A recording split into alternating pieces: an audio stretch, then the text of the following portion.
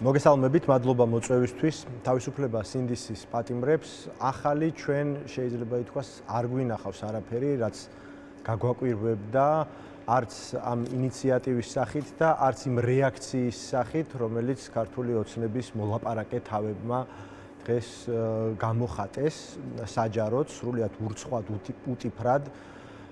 ანუ ასეთი რამ რომ ხდება, ჯერ საბრიფინგის სივრციდან რაღაც ჟურნალისტიკის ცენტრში თუ სადღაც ასეთ ადგილას იყო ლოკაციაზე პრეზენტაცია ბრიფინგით რომ გვამცნობენ ადამიანები ხო MMA-ის მებრძოლი იქნება თუ ნებისმიერი სხვა პირი იმას რომ შექმნიან ჯგუფებს რომლებიც აქტიურად იბრძოლებენ მათ შორის ისეთი ფორმებით რომლისთვისაც მზად არიან წავიდნენ ციხეში ეს არის უკვე სიმპტომი და ამას როდესაც იწონებს მმართველი ძალის წარმომადგენლობა, ესეც გახლავთ სიმპტომი, რომ ქვეყანა არის უმძიმეს, უღრმეს, ავტორიტარულ სტადიაში.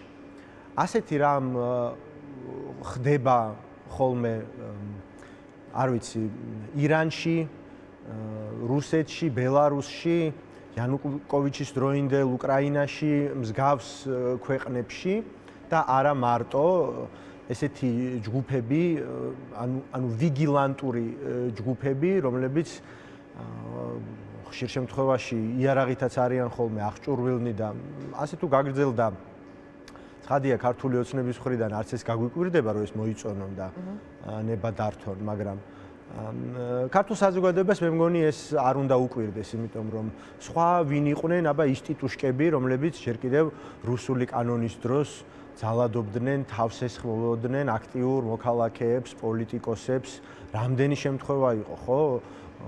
ზოგიერთი პირდაპირ ფიზიკურ დაპირისპირებაში გადაიზარდა, მანამდე იყო უამრავი ზარი, ჯერ კიდევ პირველი რუსული კანონის დროსაც, ხო? ჩემს მისამართითაც მათ შორის, ჩემი ოჯახის წევრების მისამართით და რა ვიცი, არანაირი რეაგირება ჩვენ არ გვინახავს სამართალდამცველი ორგანოების მხრიდან. შემდეგ, როდესაც ყველაზე მეტად უჭირდა ქართულ ოცნებას, ხო, მეორე რუსული კანონიდან რაღაც პერიოდი იყო და დაიწყო აქციები, ისევ გაგრძელდა და აქციების პარალელურად და აქციის მიმდებარე ტერიტორიებზე ხედავდით თქვენ კოლეგებს როგორ გაუსწორდნენ, მაკა ჩიხლაძეს, გიორგი შეწირულს, სხვებს. მე არ ვსაუბრობ ამ შემთხვევაში მოძალადე ძალოვნებზე, რომლებიც რაღაცა ნიღბებით და ფორმებით ძალადობდნენ. ხო, ესენი იყვნენ ტიტუშკები რომლებმაც სამწუხაროდ აი დაანგრიეს მათ შორის პატრულის აი ეს ხატი რომელიც საზოგადოებას ჰქონდა ხო რაღაცა ნდობა მაინც იყო პატრულის მიმართ პატრულ ინსპექტორების მიმართ მე შევახსენებ საზოგადოებას იმ სცენას ალექსანდრეს ბაღში როგორ იდგა შერცხვენილი შეშინებული პატრული მის თვალწინ მოხდა პრაქტიკულად დანაშაული და ვერ ბედავდა ნაბიჯის გადადგმას და ურცხვად თავხედურად იქვე იდგნენ ტიტუშკები და ისევ ემუქრებოდნენ ახლა ვის დააჯერებს ქართული ოცნება და ამას თუ ცდილობენ რომ დააჯერონ რომ ვერ მოახდინეს ვერავის იდენტიფიცირება ეს ცალკე აღებული იმეთყველებდა მათ სისუსტეზე როგორი არაეფექტურები არიან როგორ არაეფექტურად ხარჯავენ ათეულობით მილიონს თუნდაც ტექნიკურ აღჭურვილობაში, მაგრამ ყველამ კარგად ვიცით, რომ ეს არ არის ერნამდვილეში მიზეზი, რომ ვიღაცის იდენტიფიცირება ვერ მოახდინეს.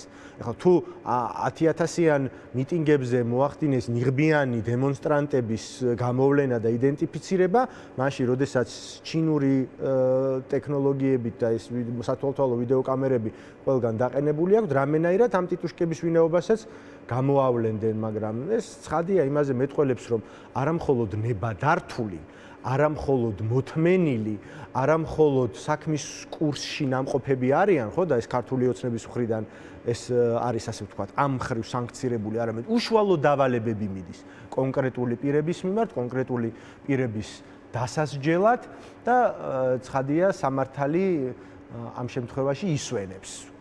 ფორმალურ სამართალს გულისხმობ, ხო, ქართული ოცნების ხელში. ყველაზე ნათელი მაგალითი არის რამდენიმე დღის წინ მომხდარი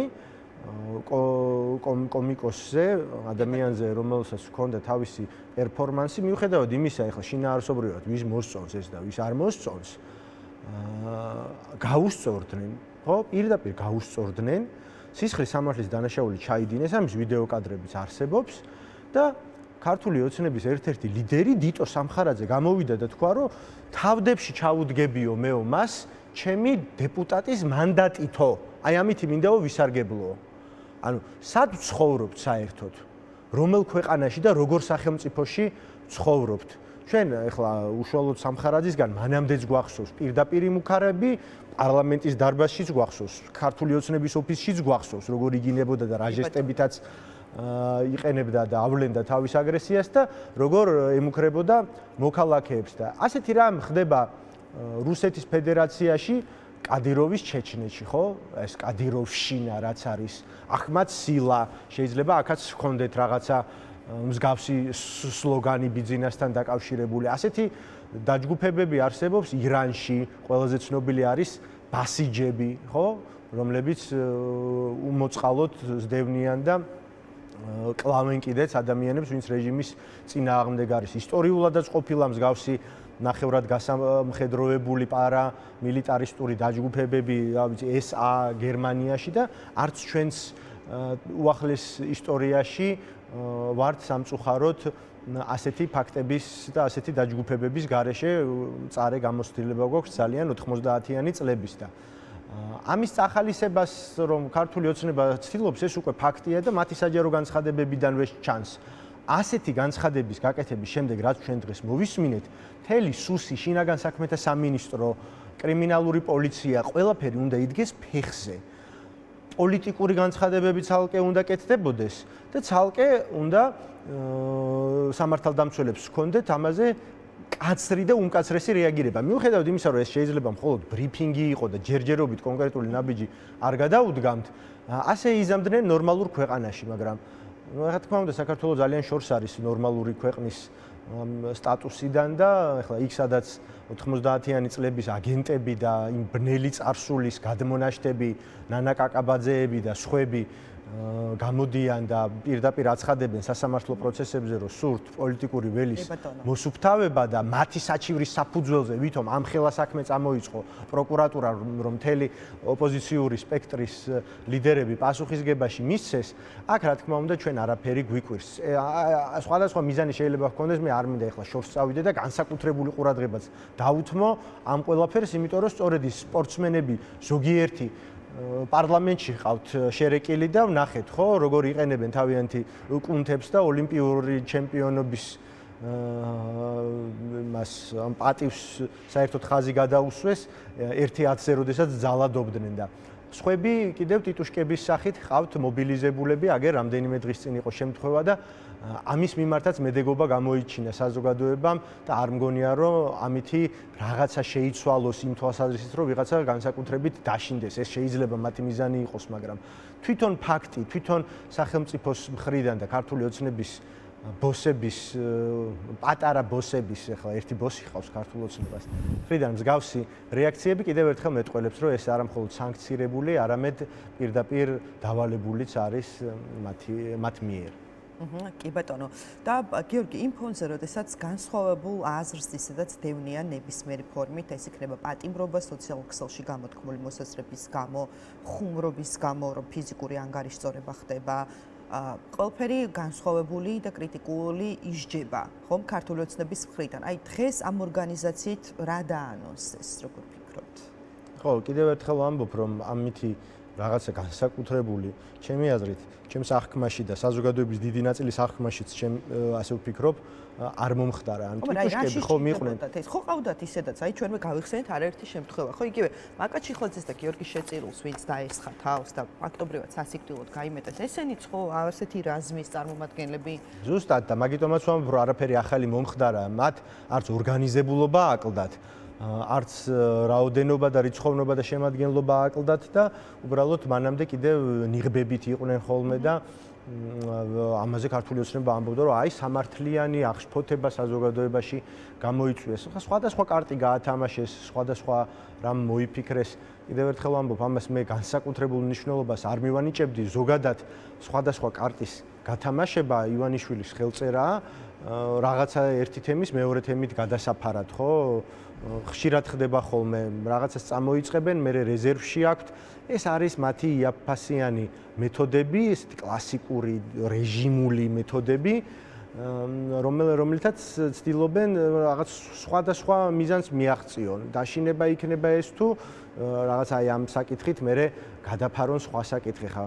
გვინახავს ხო, უფრო ადრეც იყო ეს ულტრაკონსერვატული ჯგუფები, უფრო მეტად პოლიტიკური შინაარსის აი რაღაცა ალტინფოები და ქართული მარშები და მსგავსი, რომლებიც ესე აღმოცენდნენ და მე მათი მიზეზი ჩაესვენა და შესაბამისად ამასაც ალბათ დააკვირდებიან. მე არ მინდა რაღაცა ვიმარჩიელო ამ საკითხზე და არც ისეთი დიდი მნიშვნელობა მივანიჭო, რომ აი ეხლა რა მოხდა.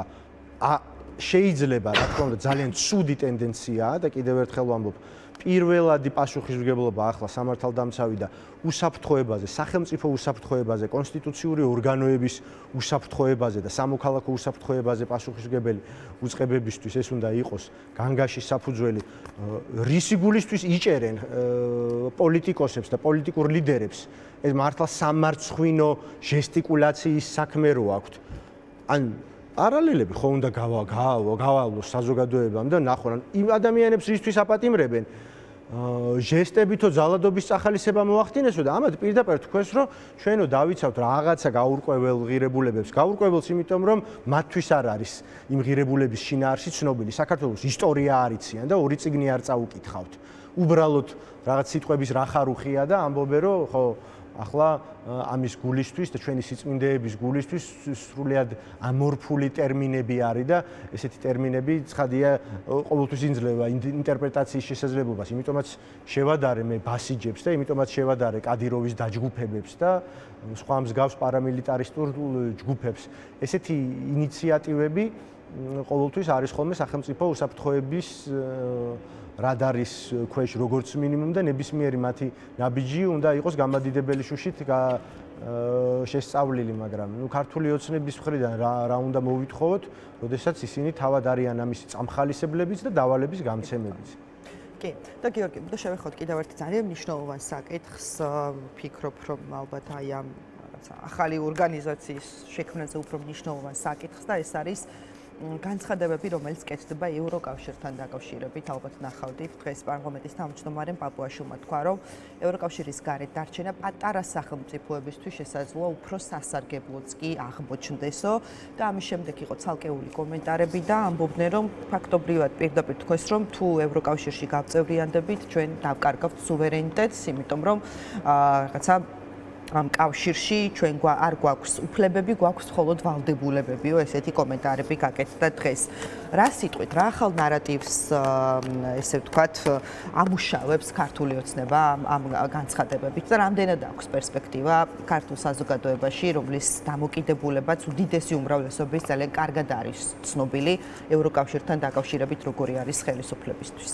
ხო, ეს ყველაფერი არის იმ მოღალატეობრივი განცხადების შინაარსობრივი გაგრძელება განცხადების, რომელიც გაკეთდა 2024 წლის 28 ნოემბერს. როგორი იყო ხალხის რეაქცია, ჩვენ ყველამ კარგად ვნახეთ.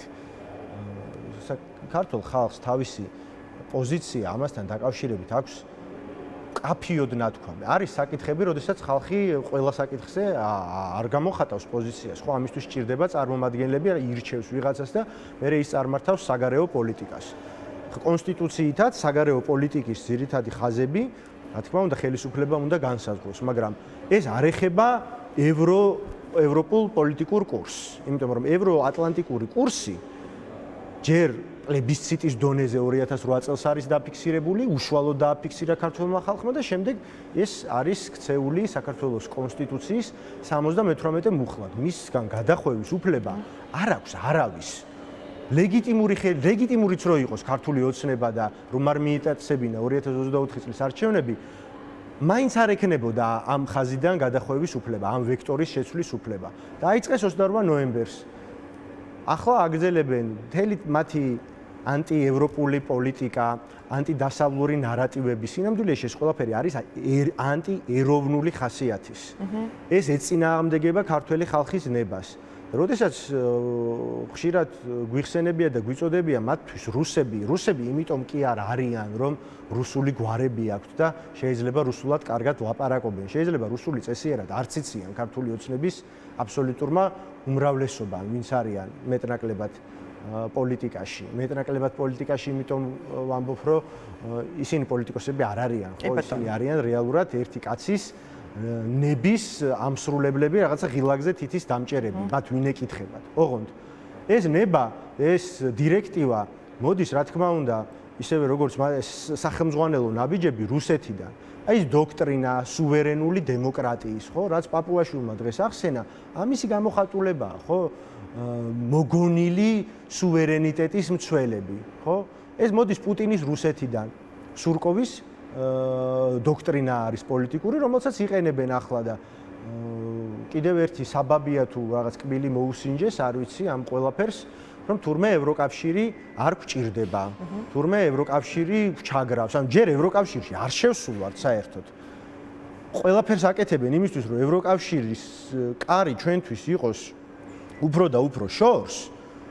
მაშინ, როდესაც მოგვეცა უნიკალური შესაძლებლობა, უნიკალური ფანჯარა გაიხსნა, უკრაინაში ომის დაწყების შემდეგ, რა თქმა უნდა, ეს უნდა ვაღიაროთ, მაგრამ გაიხსნა ჩვენ სამი ქვეყნისთვის, უკრაინისთვის, მოლდოვისა და საქართველოსთვის, ამ ტრიოსში საქართველოს თუ მოწინავე პოზიციას იკავებდა და ქართული ოცნების მმართველობის პირველ წლებშიც ასე იყო ჯერ კიდევ, ახლა მათ ჩამოვრჩით ქართველი ხალხის ძალისხმევით ჩვენ კანდიდატის სტატუსი მივიღეთ, რომელსაც სანამ მივიღებდით ჯერ აფასებდნენ ქართულ ოცნებაში. მერე საკუთარ მიღწევად მიიწერეს და ახლა, როდესაც ეს ნაბიჯიც გადადგმული გვაქვს, ხო? სამწუხაროდ აღმოჩნდით ისე, რომ აი როგორც ასოცირებული წევრის დონეზე ისე გვეპყრობიან და ახლა საერთოდ უნდათ რომ უარი გვათქმევინონ და არ გამოგივათ ეს ბატონებო, იმიტომ რომ ეს არის ქართველი ხალხის არჩევანი. თქვენ ქართულ ხალხს არ წარმოადგენთ რეალურად. თქვენ გაქვთ მითვისებული ქართველი ხალხის მანდატი. კი ბატონო, ძალიან დიდი მადლობა გიორგი სიორიძეს, რომელიც იყო ჩვენი სტუდიის სტუმარი. ჩვენ კი ვაგრძელებთ ეთერს შემდეგ